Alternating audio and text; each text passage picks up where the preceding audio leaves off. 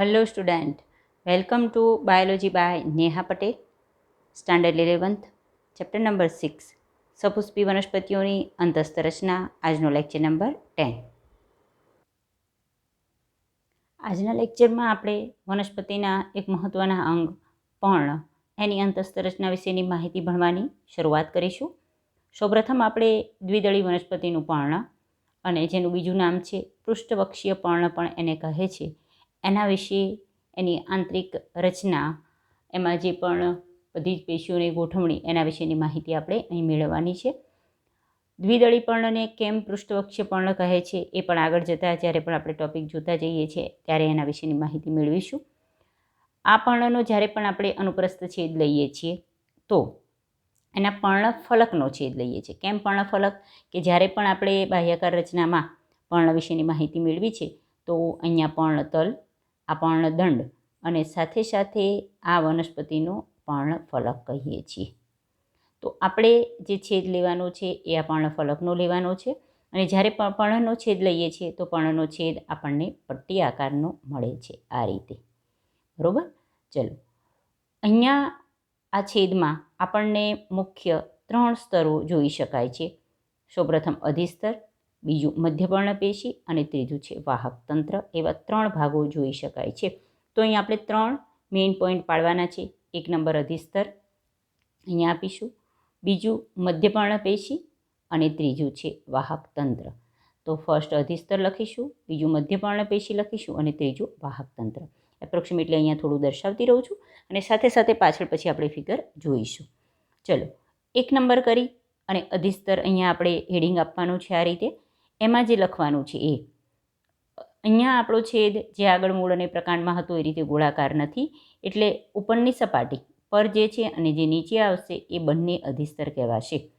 તો અહીંયા ઉપરની સપાટી પર જે અધિસ્તર છે એને ઉપરી અધિસ્તર કહેવાય છે અને નીચેની સપાટી પર જે અધિસ્તર જોવા મળે છે એને આપણે અધ અધિસ્તર કહીશું. જોવો, અહીં અધિસ્તર બંને એટલે કે ઉપરની સપાટી પર જેને આપણે ઉપરી અધિસ્તર કહેવાય છે અને પર્ણની નીચેની સપાટી પર કે જેને અધ અધિસ્તરને ઢાંકે છે. બીજું, અહીંયા સ્પષ્ટ ક્યુટિકલની હાજરી અધિસ્તરમાં જોઈ શકાય છે, એટલે બંને સ્તર પર સ્પષ્ટ ક્યુટિકલની હાજરી દર્શાવીશું. સામાન્ય રીતે અધ અધિસ્તર, અહીંયા જે આપણે આને ઉપરી અધિસ્તર કહ્યું છે એનું બીજું પણ નામ છે. ઉપરી અધિસ્તરને આપણે અભ્યક્ષીય સ્તર કહીશું અને અહીંયા જે અધ અધિસ્તર આવે છે એને અપાક્ષીય સ્તર કહેવાય છે. અહીંયા રફલી હું તમને પેન્સિલથી ફિગર બતાવું છું, પાછળ આખી ફિગર આપણે જોવાની જ છે પણ અહીંયા સમજતી વખતે દોરતા જઈએ તો જલ્દી તમને આઈડિયા આવે એટલે. બરાબર છે? અહીંયા શું વાત કરે છે કે સામાન્ય રીતે અધ અધિસ્તર એટલે કે જે અપાક્ષીય સ્તર છે એના પર ઉપરી અધિસ્તર એટલે કે અભ્યક્ષીય અધિસ્તર કરતાં વધારે પર્ણરંધ્ર ધરાવે છે. ઇન શોર્ટ, અધ અધિસ્તરમાં પર્ણરંધ્રની સંખ્યા વધારે છે. તો અહીંયા આપણે એક પર્ણરંધ્ર દર્શાવી દઈશું. પર્ણરંધ્ર ઉપરી અધિસ્તર પર પણ જોવા મળે છે પરંતુ અધ અધિસ્તર પર પર્ણરંધ્રની સંખ્યા વધારે છે અને ઘણીવાર આગળ જતાં એવું પણ થાય છે કે અમુક વનસ્પતિમાં ઉપરી અધિસ્તરમાં પર્ણરંધ્ર ગેરહાજર પણ જોઈ શકાય છે. જો અહીં દર્શાવે છે એટલે કે અધ અધિસ્તરમાં ઉપરી અધિસ્તરની સાપેક્ષે પર્ણરંધ્ર જે વાયુરંધ્ર કહીએ છીએ એની સંખ્યા વધારે હોય છે. ઇન શોર્ટ, તમારે યાદ રાખવાનું કે વાયુરંધ્રની સંખ્યા અધ અધિસ્તર પર વધારે હોય. બરાબર છે? પછીથી કદાચ વાયુરંધ્રનો અભાવ પણ હોઈ શકે, એટલે સામાન્ય રીતે ઉપરી અધિસ્તરમાં કોઈ વાર વાયુરંધ્રનો અભાવ હોઈ શકે છે. અહીંયા આપણે દ્વિદળીનું પર્ણ જોઈએ છીએ એટલે અહીંયા જે પણ વાયુરંધ્ર આવશે એ કિડની આકારના એટલે કે વાલ આકારના રક્ષક કોષો ધરાવશે. વચ્ચે એનું છિદ્ર છે, બાજુમાં કદાચ સહાયક કોષો. ઇન શોર્ટ, વાયુરંધ્ર પ્રસાધન આપણે અહીંયા દોરી રહ્યા છીએ. ચલો, બાકીના ભાગમાં આપણે ક્યુટિકલનું આવરણ દર્શાવી દઈએ. એટલે અહીંયા આપણે ઉપરી અધિસ્તર પર વાયુરંધ્ર નથી દર્શાવ્યું, દર્શાવી શકાય પરંતુ વધારે સંખ્યા ક્યાં હોય છે? અધ અધિસ્તર પર. આ ડિફરન્સ યાદ રાખીશું. તો અહીં સુધીનો પોઈન્ટ આપણે 1 નંબર કરી અધિસ્તર વિશેની માહિતીમાં લખવાનો છે. સેકન્ડ પોઈન્ટ અહીંથી સ્ટાર્ટ કરીશું, હેડિંગ આપીશું મધ્યપર્ણપેશી. આગળ પણ આપણે સમજી ગયા છીએ. જ્યારે પણ આધારોતક પેશીતંત્ર સમજ્યા ત્યારે આપણે સમજેલા કે પર્ણની આધારોતક પેશી એને આપણે મધ્યપર્ણ પેશી તરીકે ઓળખીશું. ઇન શોર્ટ, ઉપરી અધિસ્તર અને અધસ્તરની વચ્ચે જે આ બધા જ કોષો આવેલા છે એ મધ્યપર્ણ પેશીનું નિર્માણ કરે છે. ઇન શોર્ટ, મધ્યપર્ણ પેશી એ પર્ણની આધારોતક પેશી જ છે. અહીંયા જે પૃષ્ઠવક્ષીય પર્ણ છે એમાં ફરી પાછું મધ્યપર્ણ પેશીમાં 2 પ્રકારના કોષો આવે છે. તો એ મધ્યપર્ણ પેશી પહેલાં તો એ હરિતકણ ધરાવતા કોષોની બનેલી છે અને મૃદુતક કોષોની બનેલી છે. 2 ગુણધર્મ લાગુ પડશે કે અહીંયા મધ્યપર્ણ પેશીમાં જે પણ પ્રકારના કોષો હોય બધા જ કોષો હરિતકણ ધરાવે છે. પ્લસ કયા કોષો હોય છે? મૃદુતક કોષો. અને કયું કાર્ય કરે છે? પ્રકાશ સંશ્લેષણનું. બરાબર છે. તો પહેલાં તો ચલો મધ્યપર્ણ પેશી વિશે લખવાની શરૂઆત આપણે અહીંયાથી કરવાની છે કે ઉપરી અધિસ્તર અને અધઃ અધિસ્તર વચ્ચેની પેશીને, ઉપરી અધિસ્તર અને અધઃ અધિસ્તર વચ્ચેની જે બધી જ પેશી એને શું કહીશું? મધ્યપર્ણ પેશી કહે છે. મધ્યપર્ણ પેશી કે જે 3 ગુણધર્મ હરિતકણ ધરાવે છે, મૃદુતક કોષોથી બનેલી છે અને પ્રકાશ સંશ્લેષણ માટે જવાબદાર છે. પર્ણમાં આપણે એમ કહીએ છીએ વનસ્પતિનું કયું અંગ પ્રકાશ સંશ્લેષણ કરે છે? તો પર્ણ. બરાબર. તો એમાં પણ પર્ણમાં કયા કોષો પ્રકાશ સંશ્લેષણ કરશે? તો મધ્યપર્ણ પેશીના જે પણ કોષો અહીંયા આવેલા છે એ પ્રકાશ સંશ્લેષણના કાર્ય સાથે સંકળાયેલા છે. બાકી જે અધિસ્તરના કોષો છે એ રક્ષણાત્મક કાર્ય કરે છે.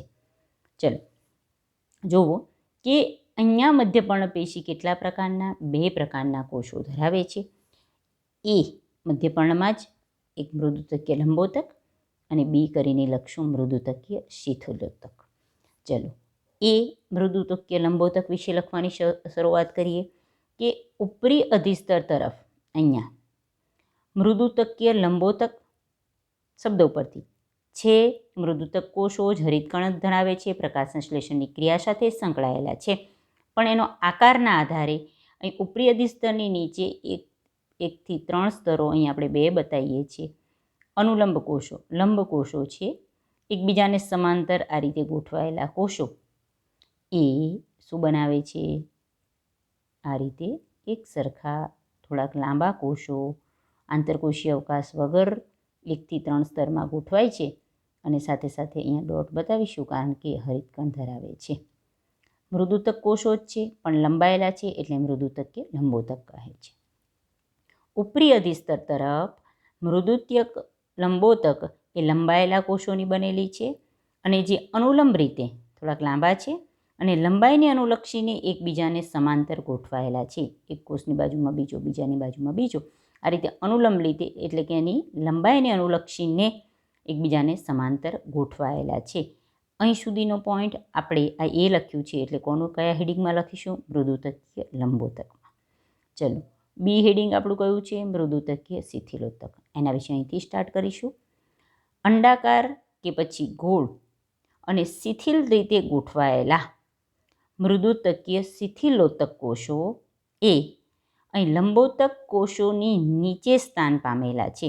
એટલે લંબોતક કોષોની નીચે આવા અંડાકાર કે ગોળાકાર પણ શિથિલ રીતે ગોઠવાયેલા, ખૂબ જ આમ શિથિલ ગોઠવણી ધરાવતા, વચ્ચે આંતરકોષીય અવકાશ ધરાવતા આ રીતે કોષો જોઈ શકાય છે. ક્યાં ગોઠવાયેલા છે? લંબોતકની નીચે. અને ક્યાં સુધી લંબાયેલા છે? અધઃ અધિસ્તર સુધી.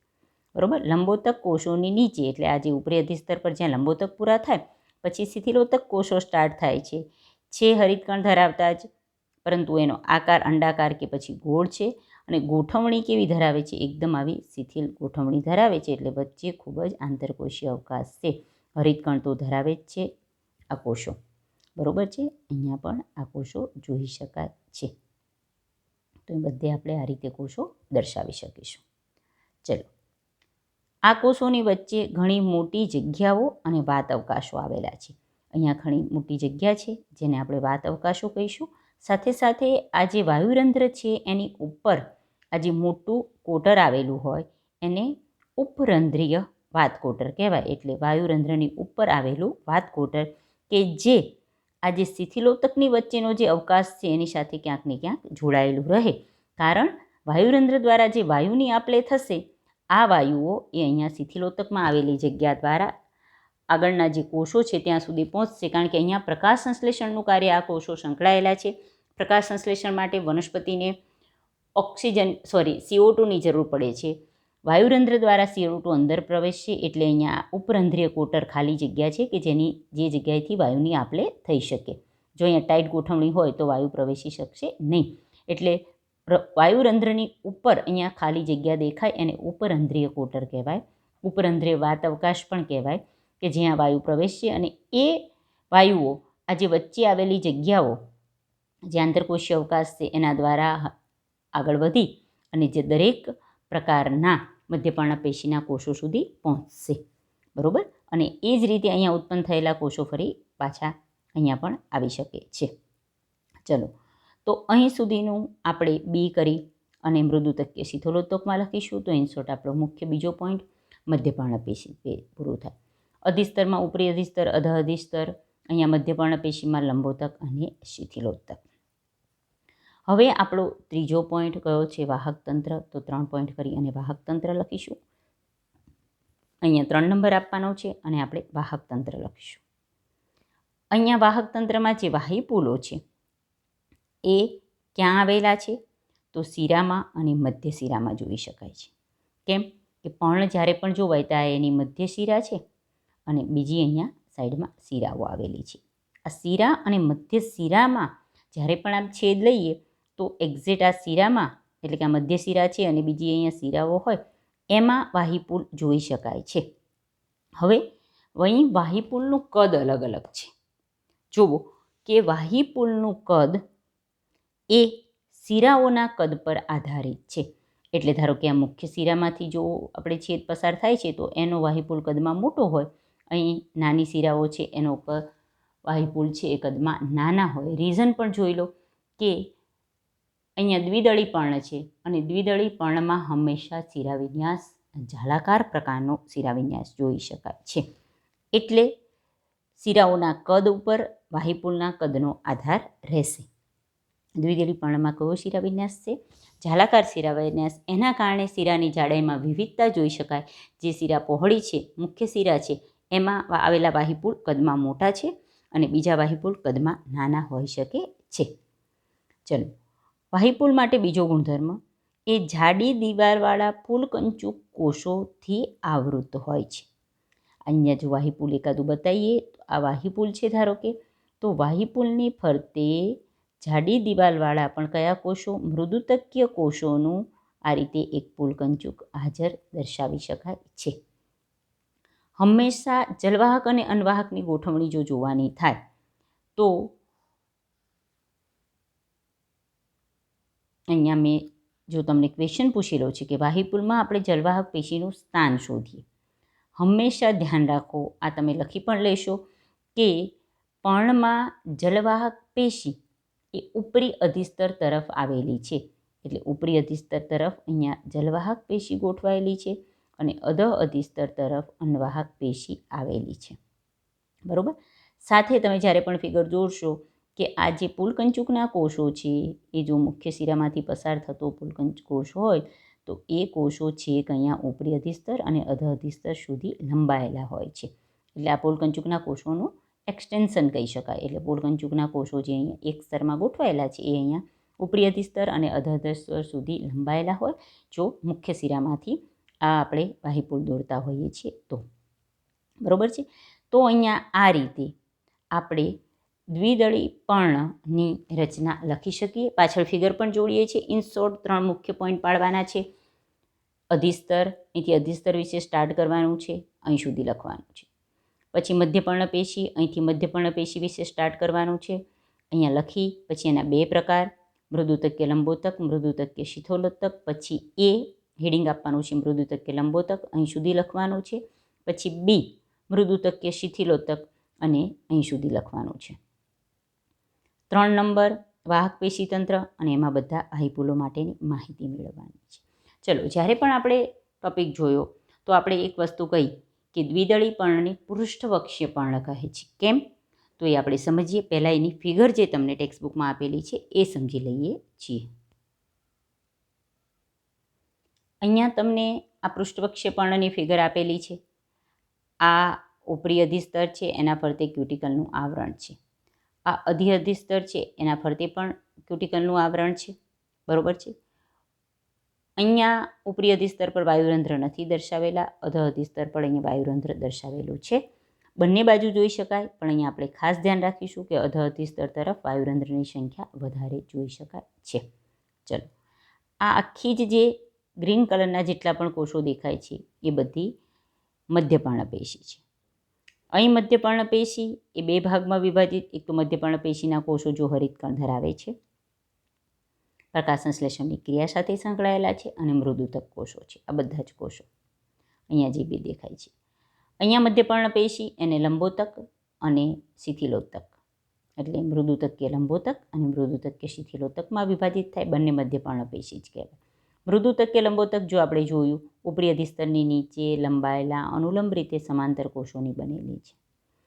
મૃદુતકીય શિથિલોતક એ લંબોતક પેશીની નીચેથી શરૂઆત થઈ ગોળાકાર કે અંડાકાર કોષો, ઘણો બધો વાત અવકાશ ધરાવતા, જેને વાતકોટર પણ ધરાવતા કોષો, શિથિલ કોષોની બનેલી છે, એટલે એને શિથિલોતક કહેવાય. અને ક્યાં સુધી લંબાયેલી છે? અધિસ્તર સુધી. જે વાયુરંધ્ર છે એની ઉપરનો જે અવકાશ છે એને જો ઉપવાયુરંધ્રીય અવકાશ કહે છે. હવે અહીંયા આપણે ત્રીજું વાહક પેશીતંત્ર દર્શાવીએ.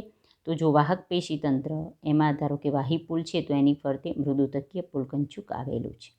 જલવાહક પેશી ઉપરી અધિસ્તર તરફ અને અન્વાહક પેશી અધિસ્તર તરફ હોય છે. અહીંયા જે આ કોષો, અહીંયા જુઓ, અહીંયા ખરેખર તમને એવું લાગે કે ઉપરી અધિસ્તરની નીચે લંબોતક કોષો આવવા જોઈએ, અધિસ્તરની નીચે આવા શિથિલોતક કોષો આવવા જોઈએ, પરંતુ મેં તમને દર્શાવ્યું એમ કે જ્યારે પણ તમે મધ્યશિરામાં જો વાહીપુલ આવેલું હોય છે, તો એમાં આ જે પુલકંચુકના જે જાડી દિવાલવાળા મૃદુતકીય પુલકંચુકના કોષો છે એ અહીંયા ઉપરી અધિસ્તર સુધી અને અહીંથી અધિસ્તર સુધી પણ લંબાયેલા જોવા મળે છે. ઇનશોર્ટ આ મૃદુતકીય પુલકંચુકનું લંબાણ એક્સટેન્શન છે. બરાબર. તો આ મૃદુતકીય પુલકંચુક, આનું ફરતે આવેલું મૃદુતકીય પુલકંચુક છે અને આ લંબાયેલું છે. ઉપરની બાજુ જલવાહક, નીચેની બાજુ અન્વાહક. તો આ ફિગર પણ સારી રીતે સમજી લઈએ. બીજી વસ્તુ જે આપણો ક્વેશ્ચન હતો કે કેમ પૃષ્ઠવક્ષીય પર્ણ કહેવાય છે. અહીંયા જે મધ્યપર્ણપેશી છે એ ઉપરી અધિસ્તર તરફ અને અધિસ્તર તરફ અલગ અલગ પ્રકારના કોષોની બનેલી છે. ઉપરી અધિસ્તર તરફ લંબોતક કોષોની અને અધિસ્તર તરફ શિથિલોતક પ્રકારના કોષોની બનેલી છે. આ રીતે અહીં પર્ણમાં ઉપરી અને અધિસ્તર તરફ અલગ અલગ પ્રકારના કોષો જોવા મળતા હોવાથી દ્વિદળીના પર્ણને પૃષ્ઠવક્ષીય પર્ણ કહે છે, કારણ કે બંને બાજુ અલગ છે. પૃષ્ઠ બાજુ અને વક્ષ બાજુમાં કઈ પેશી? મધ્યપર્ણપેશી. Means what? આન્સર તમારે આ જ આપવાનો કે દ્વિદળીના પર્ણમાં મધ્યપર્ણપેશી ઉપરી અધિસ્તર તરફ લંબોતક પ્રકારના મૃદુતક કોષોની બનેલી છે અને અધિસ્તર તરફ શિથિલોતક પ્રકારના, એટલે કે મધ્યપર્ણપેશી બંને બાજુ અલગ અલગ પ્રકારના કોષોથી બનેલી હોવાથી આ પર્ણને પૃષ્ઠવક્ષીય પર્ણ તરીકે ઓળખવામાં આવે છે. તો આ ફિગર સાથે આપણે અહીંયા એક પ્રકારનું પર્ણ, પૃષ્ઠવક્ષીય પર્ણ વિશેની માહિતી પૂરી કરીએ છીએ. દ્વિદળીનું પર્ણ ફિગર સાથે સારી રીતે પોઈન્ટ પાડી અને આપણે લખી શકીએ છીએ. ચલો હજુ એકવાર પોઈન્ટ પણ જોઈ લઈએ કે જ્યારે પણ દ્વિદળી અથવા પૃષ્ઠવક્ષીય પર્ણની અંતસ્થ રચના જોઈએ છીએ તો આપણે 3 પોઈન્ટ આ રીતે પાડવાના છે. સૌથી પહેલું અધિસ્તર, એમાં બંને ઉપરી અધિસ્તર એટલે કે અભક્ષીય અને અધિસ્તર અપાક્ષીય વિશેની માહિતી મેળવીશું. ક્યુટિકલની હાજરી હોય છે બંનેમાં. અહીંયા વાયુરંધ્રની સંખ્યા વધારે હોય છે કોના કરતાં? ઉપરી અધિસ્તર કરતાં, અને ક્યુટિકલની તો હાજરી જોઈ શકાય છે જ. બરાબર. તો એ રીતે આખું અધિસ્તર માટે લખીશું. પોઈન્ટ આપણે ટેક્સ્ટબુકમાંથી આખા લખવાના છે. અહીંયા ખાલી તમને પોઈન્ટ જ પડાવું છું. મધ્યપર્ણપેશી મૃદુતક કોષોની બનેલી છે.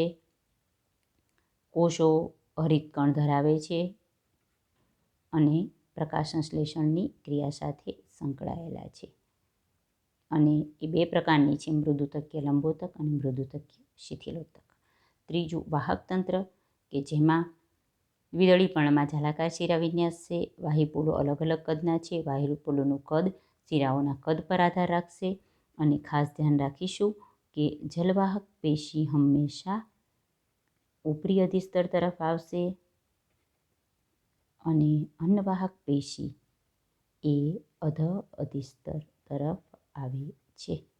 અહીંયા આટલા પોઈન્ટ ખાસ ધ્યાન રાખીશું અને ટેક્સ્ટ બુકમાં જે ફિગર આપી છે એ પ્રમાણે લખીશું.